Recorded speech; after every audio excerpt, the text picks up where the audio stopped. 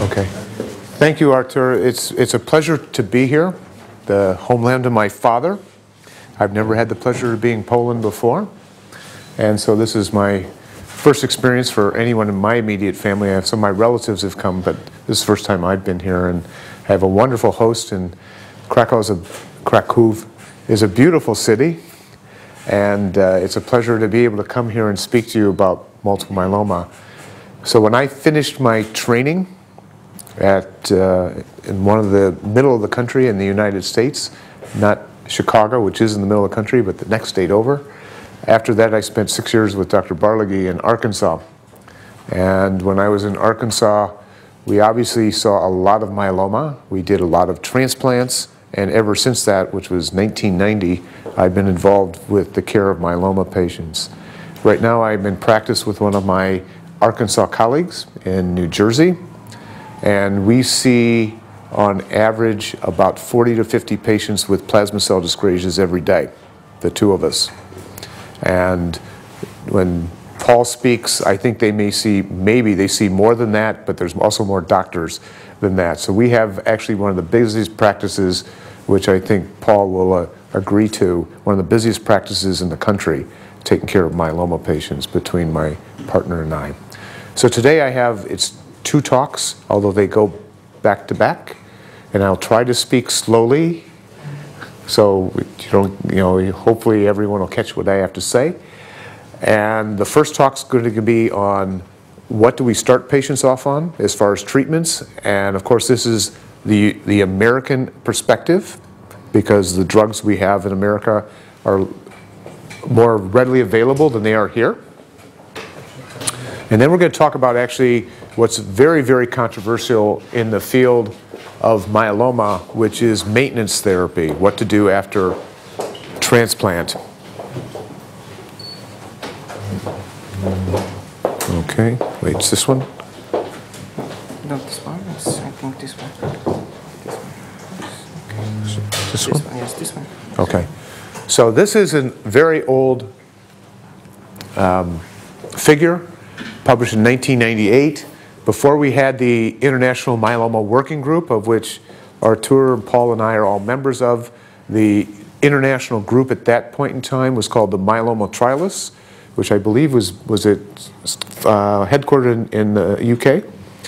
And they came up with a study to compare different treatments compared to melphalan and prednisone, or Alkeran and prednisone.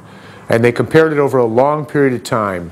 And what they found, up until 1998, that there was essentially no treatment, no matter what the algorithms were, what combinations you used, anthracyclines, various other alkylating agents. There was nothing that was really better than melphalan and prednisone.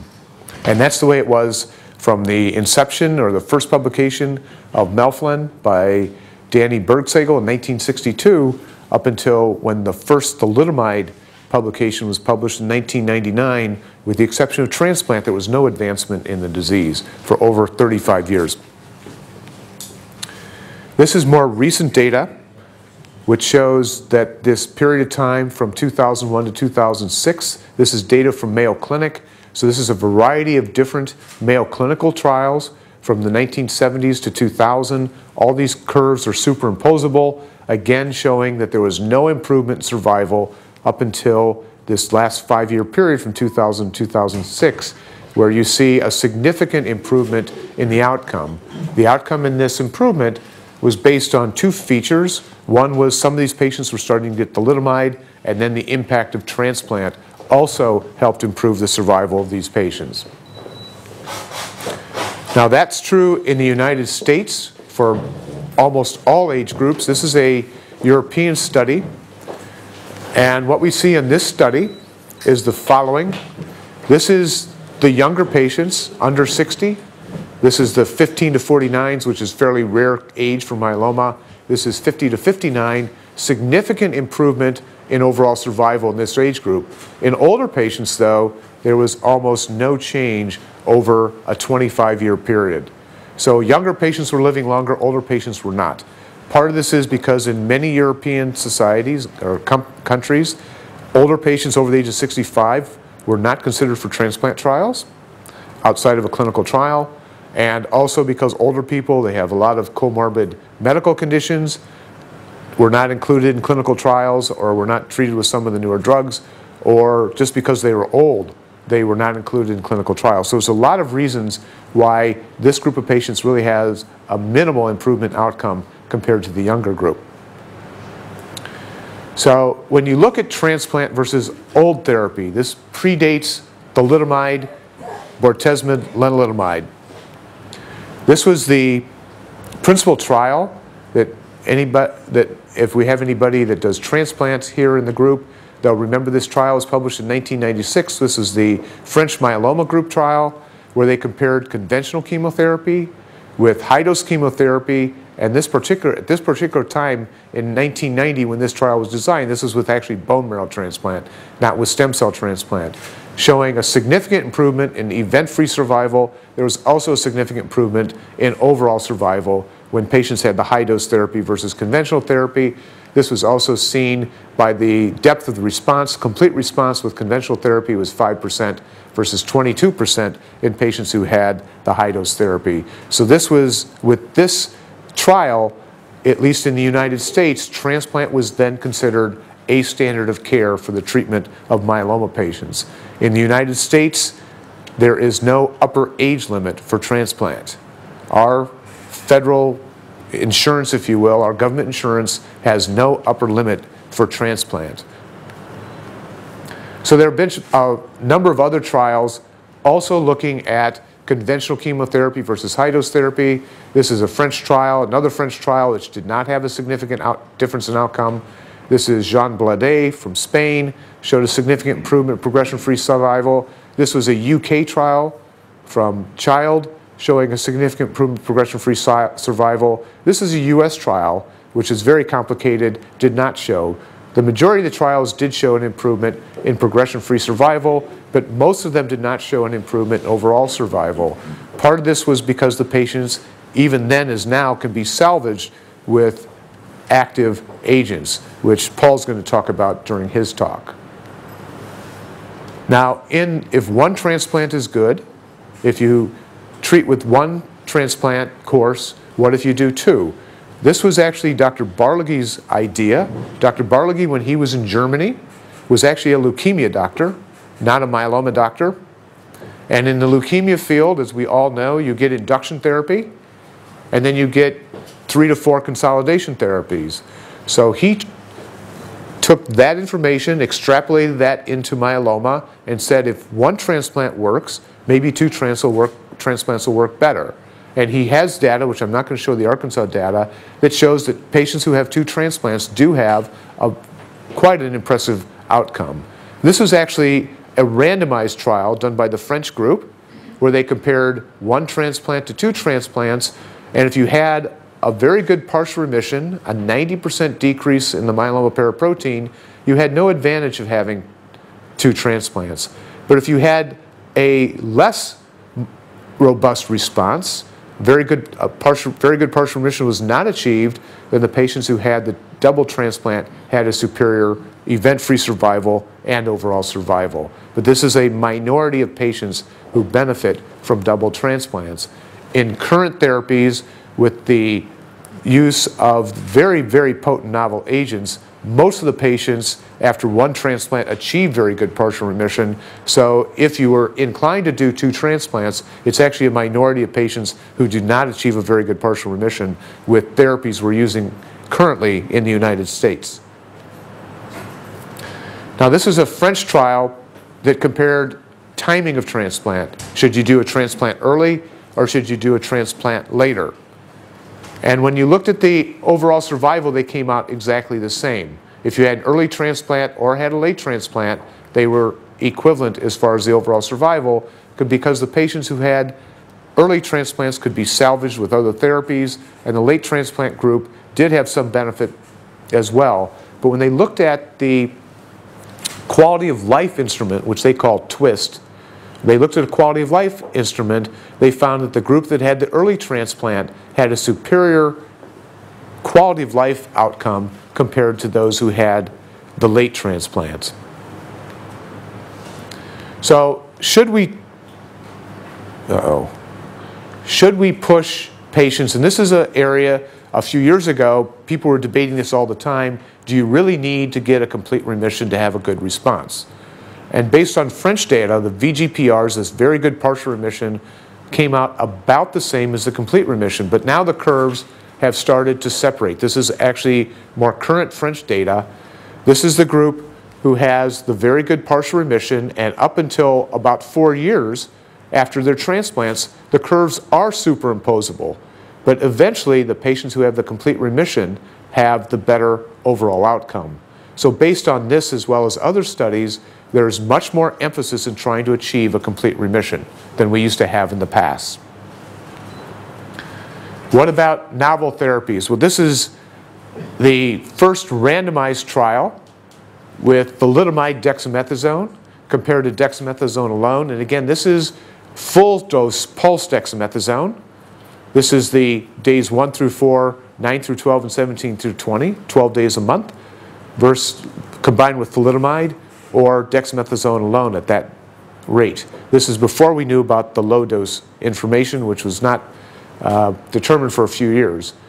What they found was dexamethasone actually as a single agent is fairly potent. Overall response rate is about 50% compared to 65% with thalidomide dexamethasone. When you look at the depth of response, though, thalidomide dexamethasone is far superior to dexamethasone alone. And when you look at the median time to progression, it's about 2 years compared to 6 months. So dexamethasone actually can be used short term as a bridge to other therapies. It does have a good initial response. The response is not particularly durable, and it's not as deep as combining it with thalidomide dexamethasone. This is European data. At the top part, this is the American data, Raj Kumar, with the high-dose dex versus low-dose dex. What you see here, these are all reasonable-sized trials. Time to progression in all of the studies show that 3-drug regimen MPT was superior to MP. MPV, this is with bortezomib, melphalan-prednisone, superior to melphalan-prednisone. So all the 3-drug regimens were superior to the 2-drug regimens. They all have time to progression or progression-free survivals 22 months, 28 months, 24 months, and this is lenalidomide dexamethasone, also about 2 years. So all these regimens have progression-free survivals of about 2 years. Overall survival in most of these trials is difficult to interpret because of crossover. In the Palumbo trial, when they had crossovers and salvage therapy, there was no difference in overall survival. In the ECOG trial, the American trial, there was no difference in survival. The only trial that actually showed a superior survival was with the melphalan-prednisone bortezomib, shown in the VISTA trial published by San Miguel. This is the high-dose dexamethasone, 12 days a month versus the low-dose dexamethasone. You've all seen this data. This led to the finding that the high-dose dexamethasone had a higher response rate, 80% at 4 months. The primary endpoint of this trial was 4 months, 80% versus 68%. But when they looked at the 1-year survival, it was superior when you gave less dexamethasone, and part of that was because of the toxicities. The mortality in the high-dose dexamethasone arm was 5%. The mortality in the low-dose dexamethasone arm was 0.5%. So the overall survival was superior at 1 year and 2 year in patients who only got dexamethasone weekly.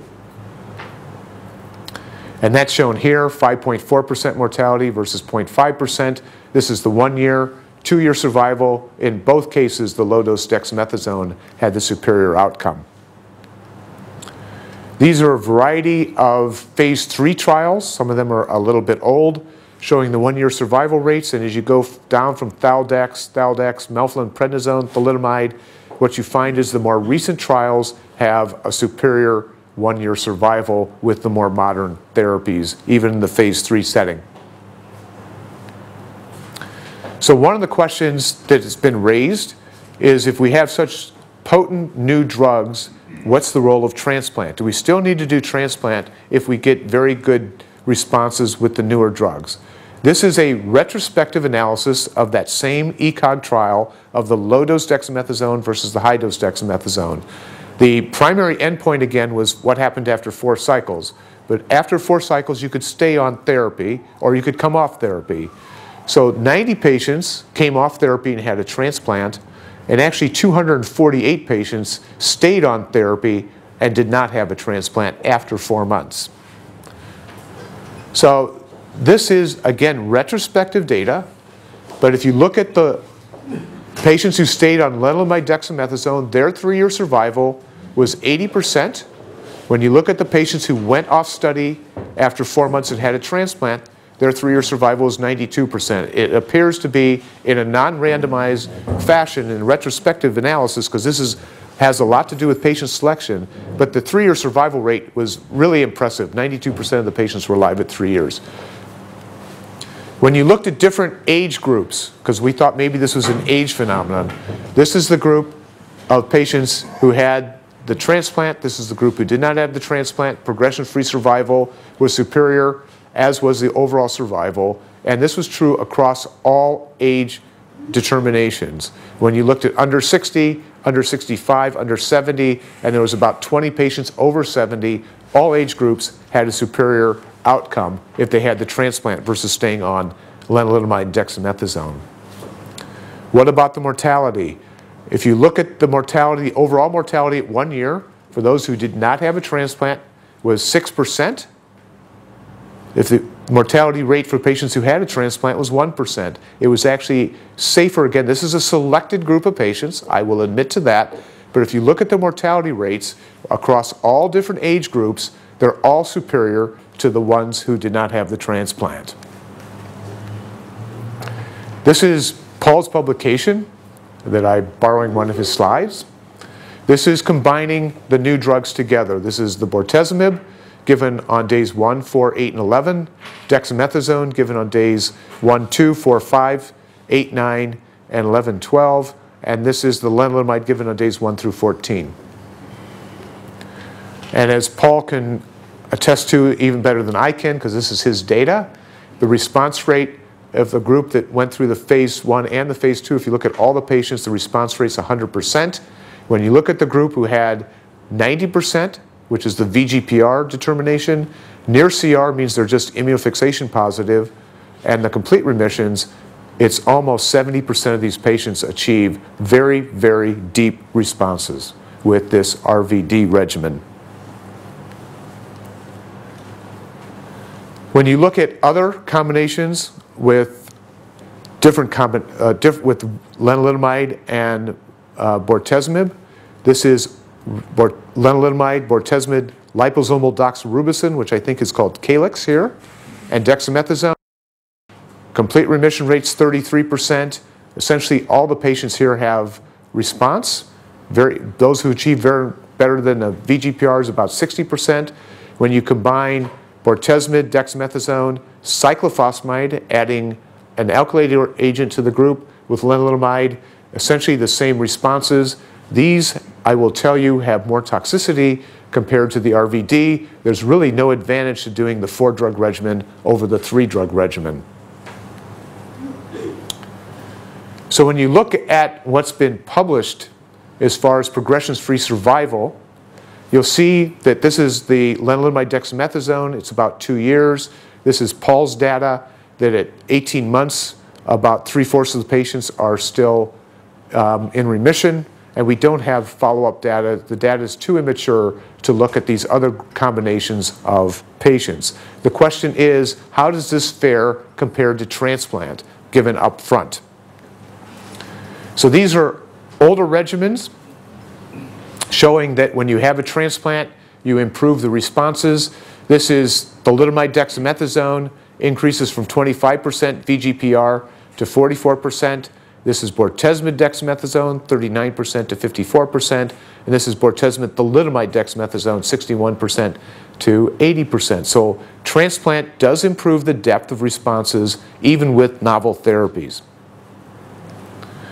Now what about these combinations of thalidomide-based regimens before transplant? So this is after transplant. So before I showed you it was about 2 years, was about the average of patients who did not have a transplant. This is a group who had thalidomide, adriamycin, dexamethasone, median progression-free survival after transplant is about 34 months. When you look at total therapy 2, this is the Arkansas group with thalidomide, over half their patients are alive at 5 years. And when you look at the ATOL data, followed with thalidomide as maintenance therapy, again, 50% of the patients are alive at 4 years. So all of these appear to be, this hasn't been compared directly, all these appear to be superior to what happens if you use the novel agents without the transplant. And this, again, is rehashing the same information. That was thalidomide-based therapies. This is bortezomib-based therapies. This is bortezomib dexamethasone. 36 months progression-free survival, again compared to 2 years. 3-year survival with Velcade thalidomide dex was 68%. This is a Spanish regimen. This is from the Spanish Pathema group of VBMCP, VBAD plus Velcade. Median is 38 months. This is Velcade. This is a Norwegian study, Norwegian and Dutch study of Velcade, adriamycin, dexamethasone. 3-year progression-free survival is not as good as some of the others, 36%. So again, it looks like some of these regimens after transplant appear to be superior than what you can get without doing the transplant.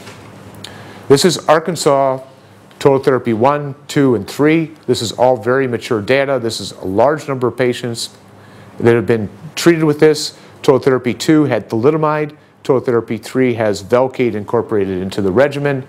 These are the response rates. Complete remission rate, 40% without thalidomide, 50% with thalidomide, 60% complete remissions when you added Velcade and thalidomide. When you look at the progression, event-free survival, 2.5 years, almost 5 years, and they're actually projecting that the estimate for the 5-year survival, not 3-year, but the 5-year survival is going to be over 50% in the group that had total therapy 3. So these are all inductions followed by transplant. So this is a trial that led to an international trial that Paul is the principal investigator in America. This is the French trial. This is a phase 2 French trial. They're giving Velcade, or bortezomib, lenalidomide dexamethasone for 3 cycles of induction. Everyone gets their stem cells collected with cyclophosphamide. Patients go through a transplant with melphalan. They get consolidation with 2 more cycles of bortezomib, lenalidomide dexamethasone, and they get 1 year of lenalidomide maintenance. And what you see here is the response rates, the overall response rates improve over the course of therapy. The depth of response, if you will, goes from 23% after the initial bortezomib, lenalidomide dexamethasone. Transplant increases that to 36%. And then when you get more consolidation with lenalidomide, you essentially get 50% complete remission with this regimen. That's led to this trial, which is a combination of, this is actually Paul is the US principal investigator, done in collaboration with the IFM in France, of the same scenario I just showed you, VRD times 3, cyclophosphamide transplant, consolidation with VRD, lenalidomide maintenance. So this is the early transplant group. This group gets VRD times 3, stem cells collected, consolidation with 5 cycles of VRD, lenalidomide maintenance, and they get transplant when they relapse. So it's going to be early transplant versus late transplant with the most potent therapy we have right now, which is the combination of bortezomib, lenalidomide, dexamethasone. Now, that's autologous transplant. What about allogeneic transplant? This is a trial that was presented at ASH, and it's just been submitted to the New England Journal of Medicine, which I'm not very hopeful it's going to get published, but this was just submitted. This was to do 2 autologous transplants. So everyone got first autologous transplant, and if they did not have a donor, a sibling donor, they had a second autologous transplant. There was a second randomization to thalidomide dexamethasone versus observation. For patients who had a sibling donor, they got their first autologous transplant, and then they had an allogeneic transplant with this non-myeloablative total body radiation of 200 centigrade. So 2 autologous transplants, autologous transplant followed by allogeneic transplant. Primary endpoint was 3-year progression-free survival.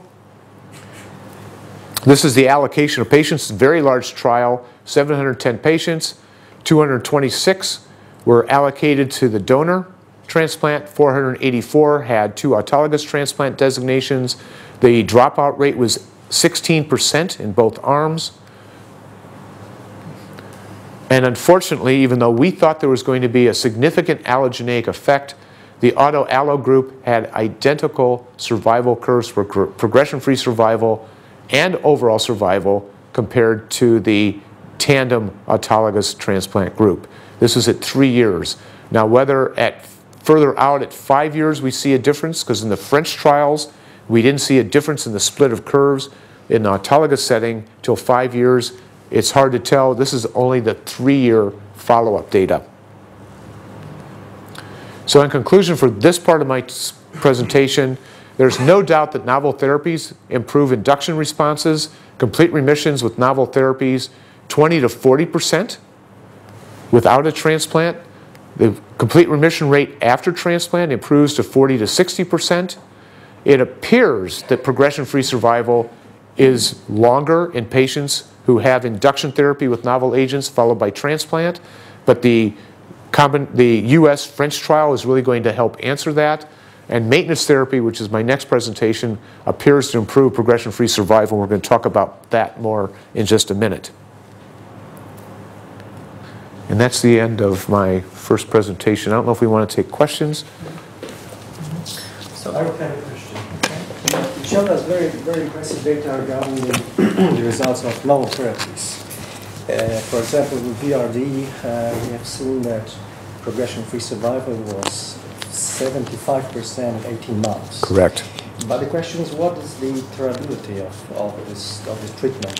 How many patients they can really stand in? I'm going to let, it's Paul's data, he can answer that for me. No, I think it's a great question, and I think that that is the whole rationale for the randomized trial that we're currently doing with IFM, and I especially want to thank David for showing that so nicely. I think the point is that you're absolutely right, that the durability becomes the key.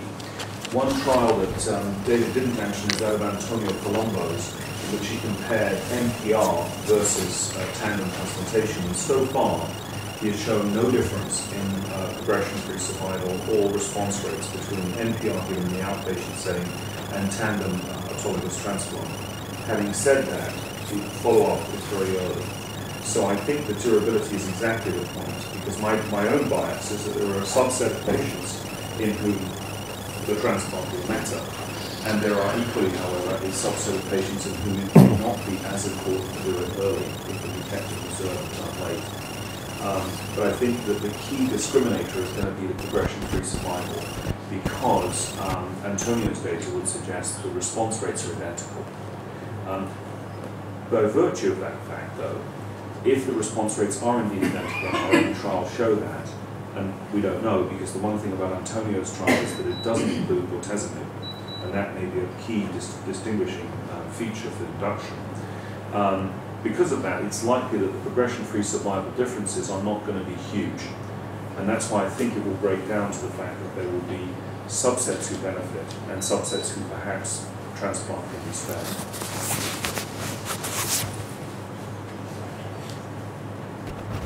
Any other questions? I have a question regarding induction therapy. What's your opinion about the best induction at the moment in the world? I mean, when you have a patient, for example, 55 years old man, not in clinical trial, of a clinical trial, what you recommend to give as an induction? So the major concern, because in the United States, bortezomib is approved for frontline therapy based on the the VISTA trial. Even though the VISTA trial was MPV, but our FDA, our government, agreed to approve it for frontline therapy. Lenalidomide is not approved for frontline therapy, but we essentially have no problems prescribing it, and the insurance and the government's paying for it, even though it's not approved by the Food and Drug Administration. So the biggest issue with combining the bortezomib, lenalidomide, dexamethasone is twofold.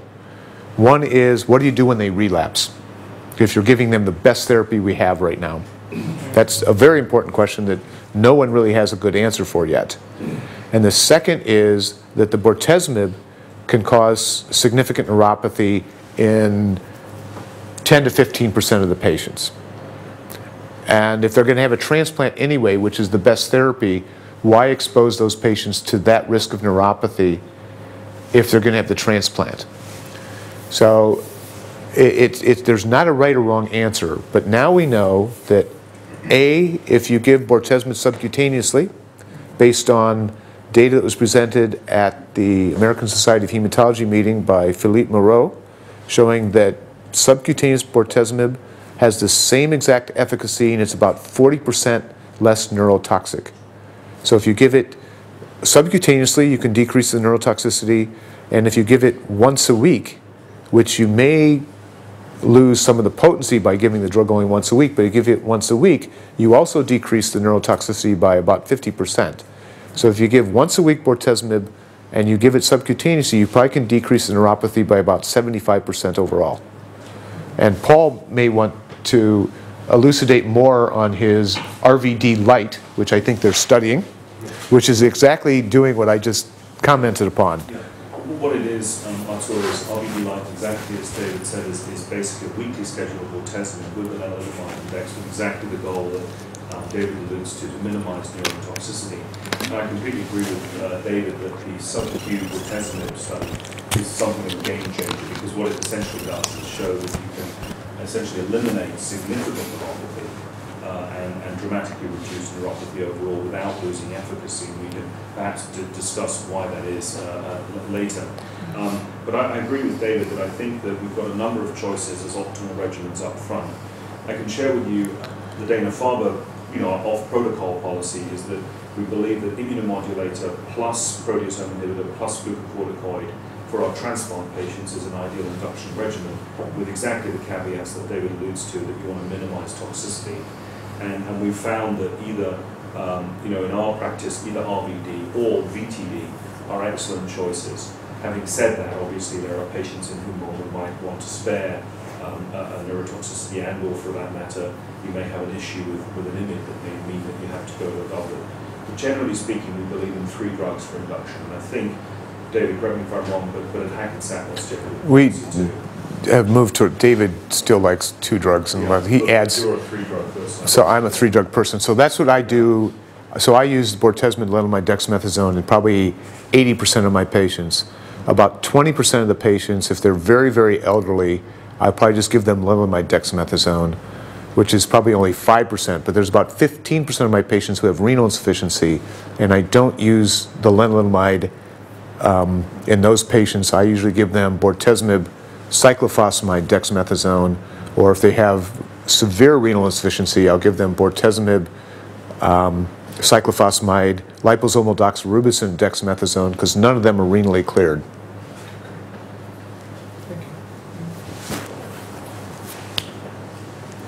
Okay.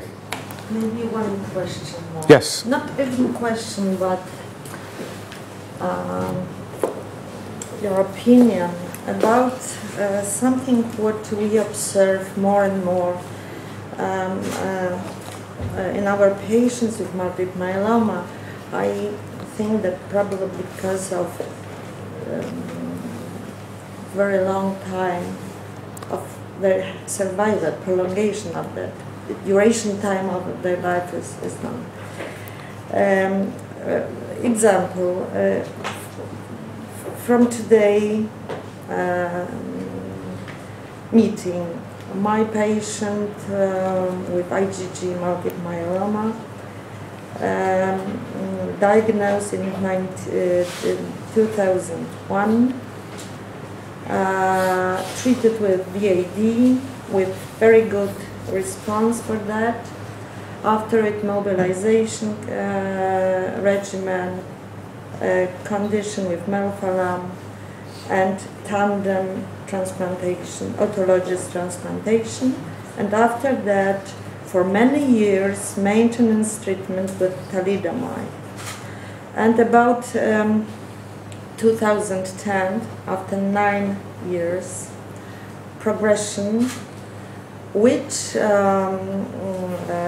manifest with extramedullary infiltration of plasmacytoma, mainly localized in vertebrae, in spinal canal, and the tissues around.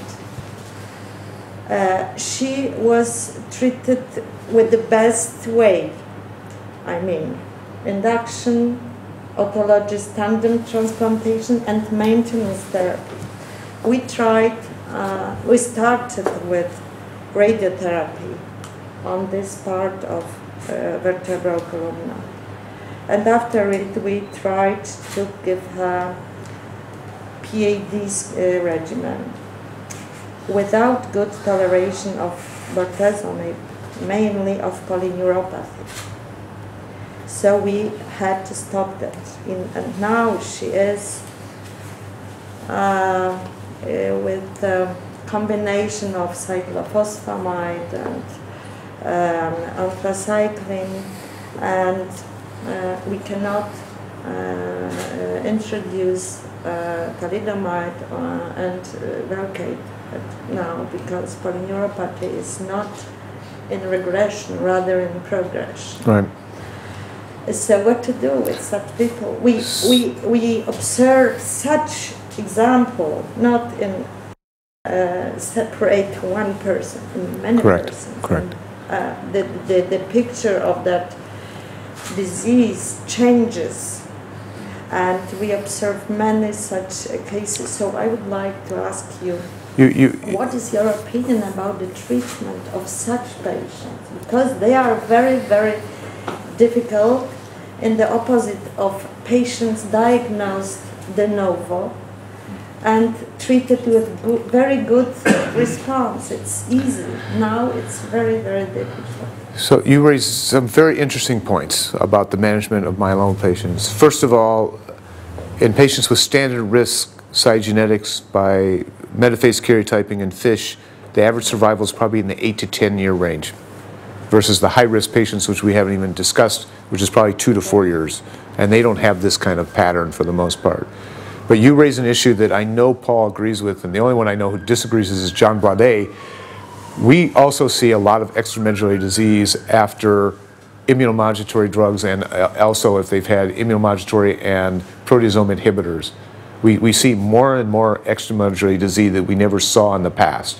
We also see more secondary plasma cell leukemia, which we didn't see very much in the past. And I think that there's some, that these immunomodulatory drugs and probably the proteasome inhibitors change the natural history of the disease. The patients live longer, which is part of the I guess it's not a problem. It's good that they live longer, but that's also one of the reasons that that happens, is they live longer. But I think these agents change the natural history of the myeloma, that evolves and will set up more extramedullary disease. So you tried everything that we would probably think of too. You put the patient on, and as it turns out, immunomodulatory drugs, and Paul can make a comment on this as well, don't work very well for extramedullary disease. I almost always use bortezomib-based regimens or combination chemotherapy regimens with those patients. The thalidomide particularly does not work very well in patients with extramedullary disease and plasmacytomas. I probably would have treated this patient with either VDT-PACE, one of the Arkansas regimens, or DCEP. I would have collected more cells and I would have transplanted the person again. Because if they had 9-year remission, they'd probably get 3 years. In theory, they'd get maybe another 3 years if you did another transplant. Yes. Paul? Yes, I completely agree, David. I think that the very interesting point to remember, a few points. One is that myeloma is a reticuloendothelial illness. If you look back to some of the older literature published in the 70s, there's a very nice paper by senior author Morton E. Greenberger from Kansas, in which he looked at an autopsy series of 65 patients in 1973. 40% of them at autopsy had liver involvement. So the point is that myeloma is not a disease that was confined to the marrow and now isn't. It's always been a disease that will go to the extramedullary compartment if time and or biology allows. So I completely agree with David. I think we're seeing what the allo-transplanters used to see when their patients relapsed. That there was good marrow control, but extramedullary disease was a classic sign where myeloma would return. So I echo David's concern about the IMiDs. I think immunomodulatory therapy, in particular thalidomide, is not good at targeting extramedullary disease on its own, and neither is lenalidomide. But immunomodulators in combination, in my experience, can be helpful. So for example, in our group, if this patient had presented, our approach would have been RVD after thalidomide failure as a combination strategy. And I absolutely agree with David that we think bortezomib is very important in extramedullary disease, not necessarily on its own, but in combination. And the reason we would have done RVD as well is because our experience has been that neurotoxicity with bortezomib added to chemotherapy is worse than if you combine it with immunomodulators.